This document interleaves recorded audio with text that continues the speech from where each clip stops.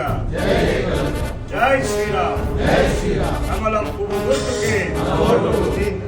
నరేంద్ర మోడీ గారి యొక్క మార్గదర్శనంలో అందరూ కూడా రాబోయేటువంటి 11వ తేదీన జరిగేటువంటి ఎన్నికల్లో కమలం పువ్వు గుర్తు మీద ఓటేసి గెలిపించాలని మనం ఉండేటువంటి వాడలలో, మనం ఉండేటువంటి గల్లీలలో మనం బీజేపీ అభ్యర్థికి 38-39% ఓట్ బ్యాంకుని గెలవ. కాబట్టి నేను మిమ్మల్ని కోరుతా ఉన్నానన్నా, మీ బస్తీలలో మనం ప్రచారం చేసేటువంటి క్రమంలో ఏదన్నా సమస్య ఉంటే కూడా మీరు ఇప్పుడే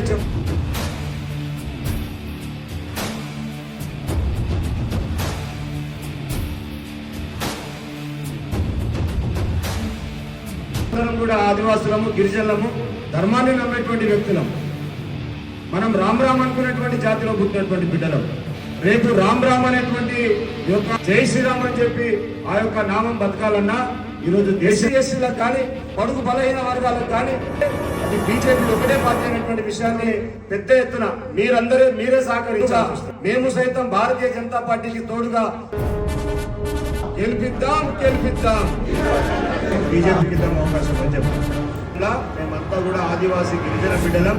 బంజారా కాదు, ఎరకల కాదు, పిట్టల కాదు, మేమంతా ఒకటే నియోజకవర్గ ఆదివాసీ గిరిజన బిడ్డలం. మేమంతా ఎస్టీలం. మేమంతా ముక్కుమ్మడి అందరం కూడా నిత్యం కలిసి ఉండాలి.